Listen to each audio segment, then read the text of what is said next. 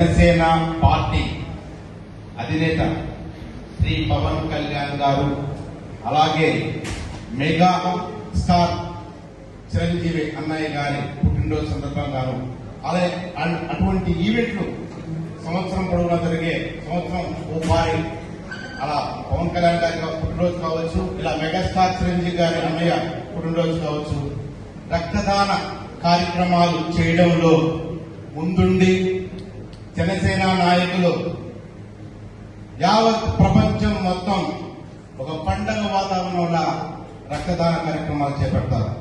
దీనికి నిదర్శనం మనిషి సాటి మనిషికి సహాయపడితే భగవంతుడు ఎల్లప్పుడూ శ్రీరామరక్షగా ఉంటాడు.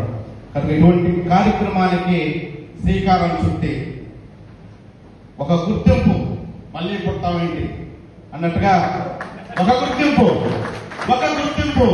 ఇలా సంవత్సరాలప్పటికీ జనసేన పార్టీ కువైట్ లో అనేక రూపాల్లో అనేక స్టేజ్ల మీద పోటీ తత్వంతో కలిసి పని చేయలేకపోయినా కూడా మానవ సేవను, మానవత్వాన్ని మెగా ఫ్యామిలీ తరఫున జనసేన అధినేత గారు మాకిచ్చిన సూచనలు, మాకిచ్చిన డైరెక్షన్స్ మేము ఆయన మాటే మాకు శాసనంగా ప్రతి సంవత్సరం ఈ కార్యక్రమాలు చేస్తూ పోతున్నాం.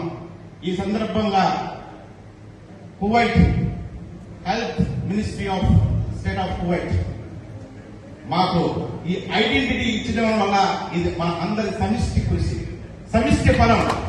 ఇలా సమిష్టిగా మనము ఈ రక్తదాన కార్యక్రమాలు చేస్తూ పోతే ఆకులు రాజేసినట్టు 2000 కూడా చేయొచ్చు. ఎందుకంటే సమిష్టి, మన నాయకుడు అంటుంటాడు, సమిష్టితో సాధించింది ఏదీ లేదు, సమిష్టి కృషితోనే ఏదైనా సాధిస్తుందని ఈ కార్యక్రమం ముందు ఉండి నడిపించిన జనసేన జాతీయ కన్వీనర్ శ్రీ కంచెల శ్రీకాంత్ గారికి మనస్ఫూర్తిగా కృతజ్ఞతలు అభినందనలు.